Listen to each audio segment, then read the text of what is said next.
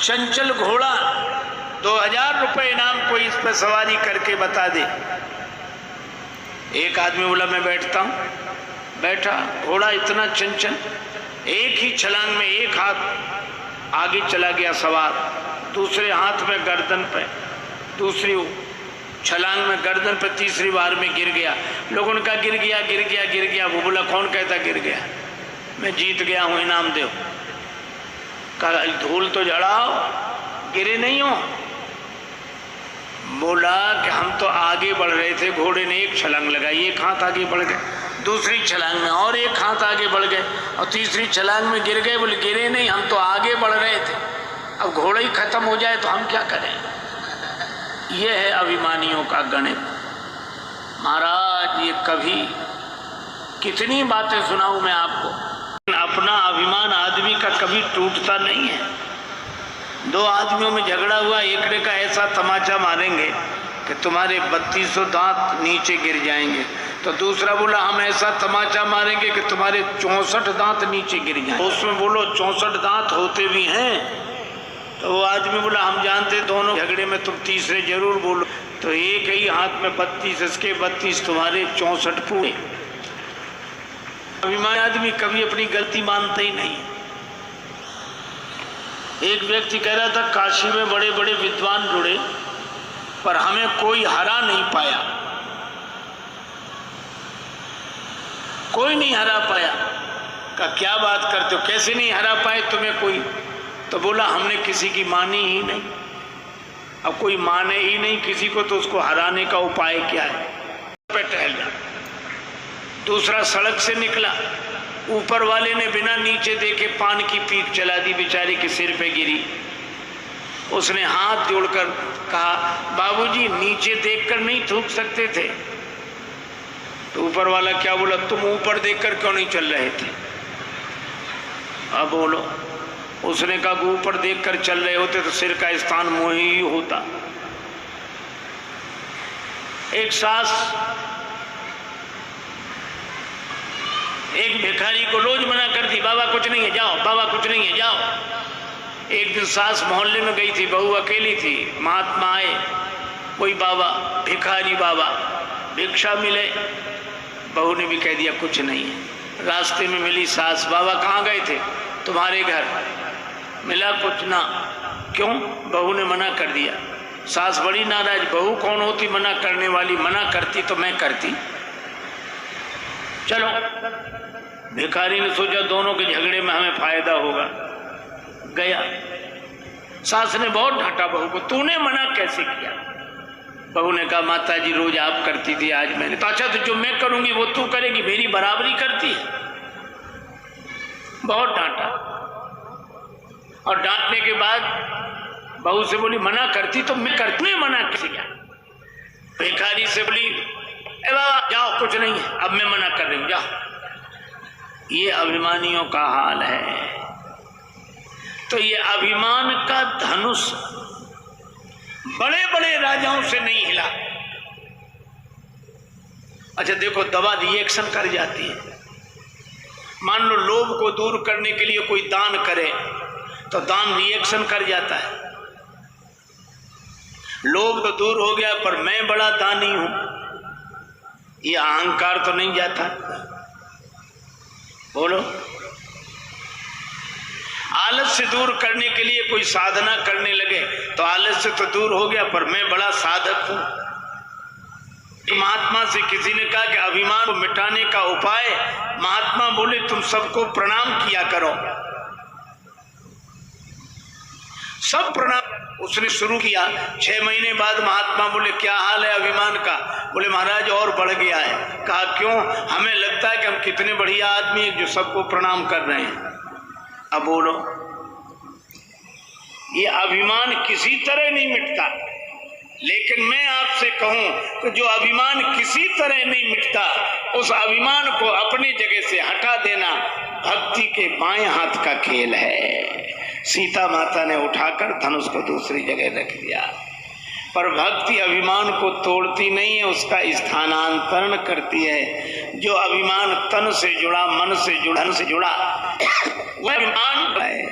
ये तन कीमती है मगर है विनाशी, कोई अक्षण हुस्न है, कोई अगले पल के भरोसे है, कोई अगले क्षण के भरोसे न रहना।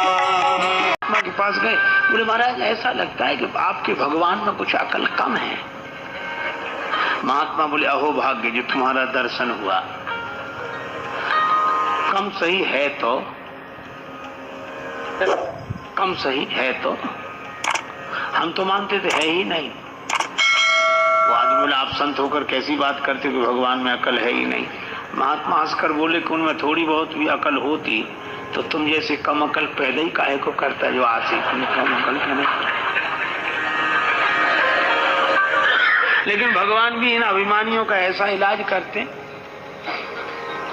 एक आदमी ने अपने मित्र से कहा कि चलो एक नया विषय शोध करेंगे। अच्छा क्या इस दुनिया को बनाने में भगवान ने कितनी गलतियां की है?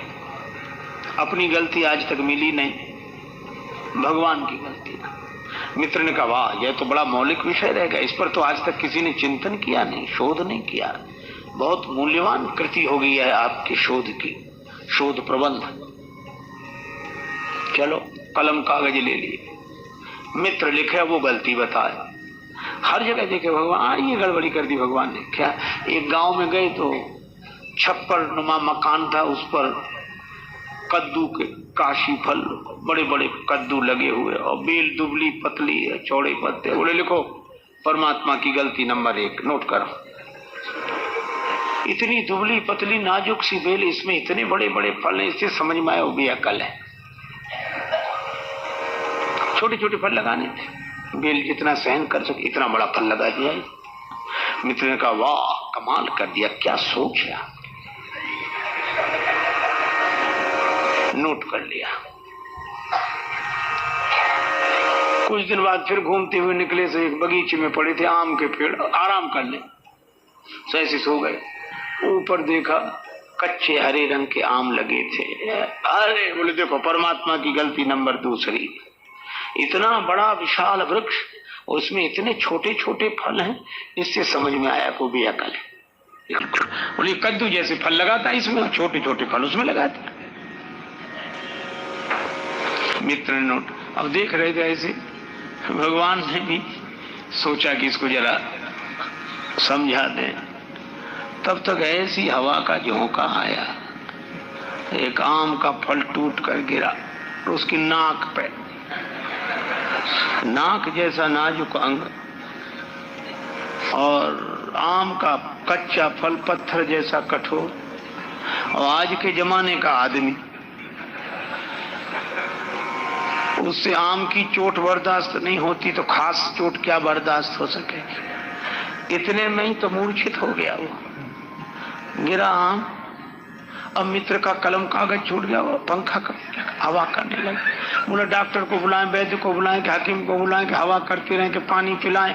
वो आदमी बोला कुछ मत करो, पहले दोनों गलतियां काट दो, एक भी नहीं है। क्यों? बोले भगवान ने अच्छा किया कि इतने बड़े बड़े फल नहीं लगाए इस पेड़ में, नहीं इतने से फल ने तो अधमरा कर दिया, ऊपर से उतना बड़ा फल गिरता तो मामला ही साफ हो जाता। भगवान मानने को तैयार नहीं भगवान पर। तो अभिमानी से बड़ा कोई अनाथ नहीं होता जो भगवान को न माने या भगवान के मंदिर में मान्यता माने। हे प्रभु मुझे 50,000 का फायदा हो तो 5 रुपए का प्रसाद चढ़ाऊंगा। ले पहले ही चढ़ा दे। बोले पहले नहीं, ना हुआ फायदा तो 5 तो बेकार जाएंगे। जब हो जाएगा तब संयोग से फायदा हो गया। अब गया प्रसाद चढ़े, सोचने लगा इसमें भगवान ने कराया फायदा क्या, ये तो चांस की बात है। फिर सोचा अगर भगवान ने कराया होगा तो फायदा होगा नहीं, चलो चढ़ा देंगे। लेकिन अब गया, सोचा कितना चढ़ाऊं, 5 के हिसाब से आए तो बहुत हुई है। तो उसने रेखा खींची है और बोला हे भगवान मैं पूरे के पूरे पैसे तुम्हारे चरणों में फेंक रहा हूं। और जो रेखा के उधर गिर जाए सो तुम्हारे, इधर गिर जाए सो हमारे, पर फेंकना तो अपने ही हाथ में था। ऐसी चतुराई से फेंके 2-4 सिक्के उधर बाकी इधर। हाथ जोड़ के बोला भगवान बड़े कृपालु हो, थोड़े से लिए आपने, बाकी सब बटोर कर चलने लगा। उसके पीछे उससे भी ज्यादा होशियार आदमी खड़ा था। वो कहने लगा हे भगवान ये रेखा खींचकर हम अपने और आपके बीच में भेद पैदा नहीं करेंगे, जो आपका सो हमारा। लेकिन एक बात सुनो, क्या? उसने रेखा मिटा दी। हे भगवान आप ऊपर रहते हैं, हे ऊपर वाले, ये पूरे के पूरे पैसे ऊपर तुम्हारे नाम पर चढ़ाते हैं, जो ऊपर रह जाए सो तुम्हारे, जो नीचे गिरे सो हमारे। अब बोलो ऊपर तो रहने वाले हैं नहीं। भगवान को दिमाग से नहीं दिल से मानो और यही कहो कि प्रभु आपने बहुत दिया, इतना दिया।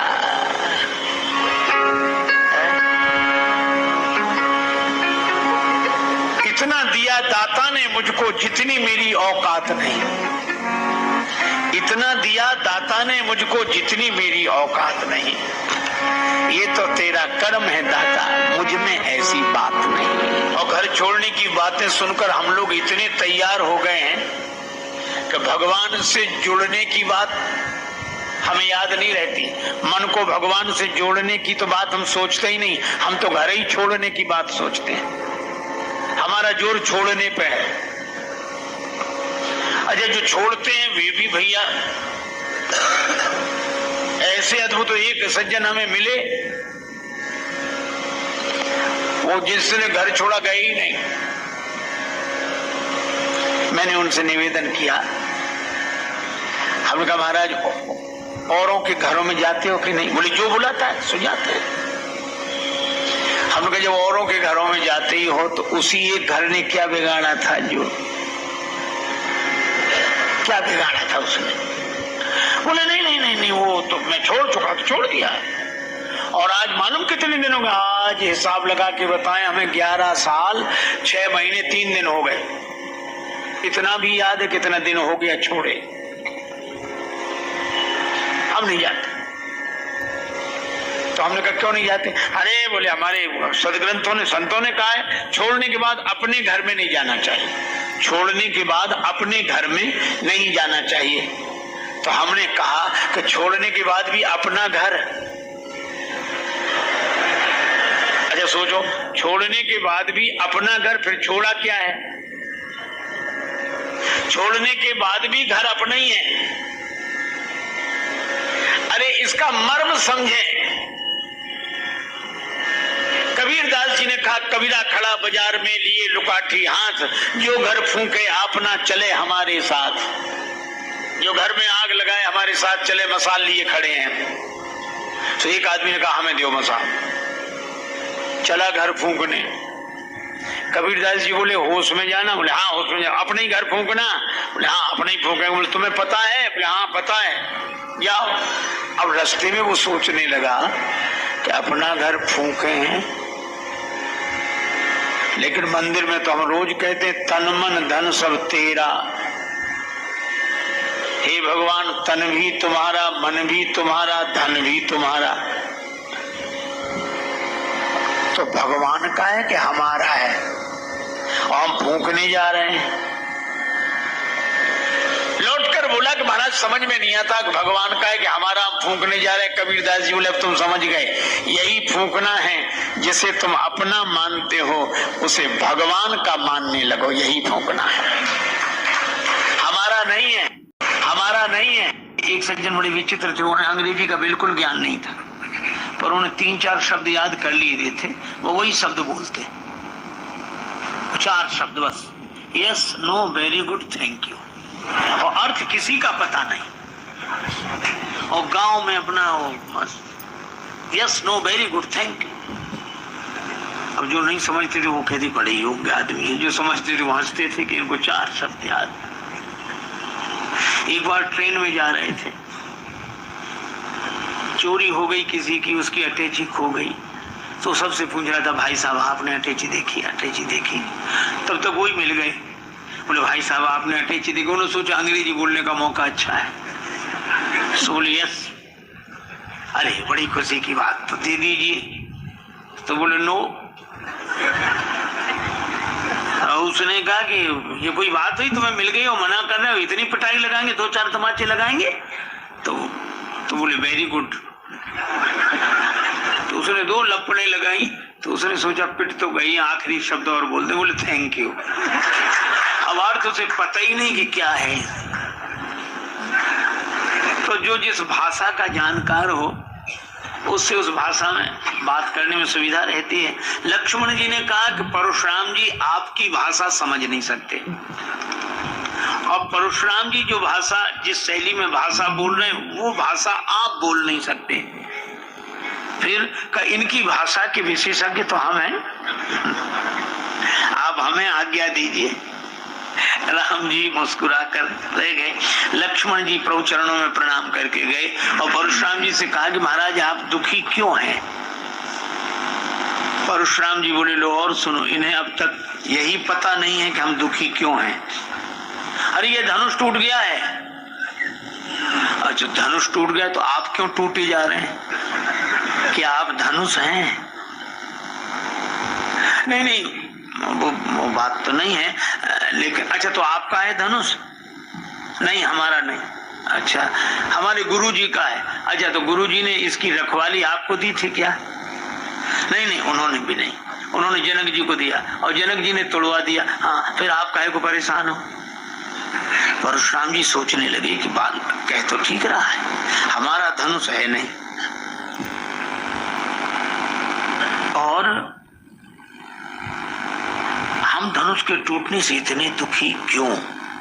कई बार आपको ऐसे लोग मिलेंगे, हम लोगों को तो प्राय मिलते हैं, कहते महाराज हम बहुत परेशान हैं, बहुत परेशान हैं महाराज, हम बहुत परेशान। उनसे पूछो क्यों परेशान हो, तो कहते हमें खुद समझ में नहीं आता कि हम क्यों परेशान हैं। अच्छा बोलो समझ में आ जाए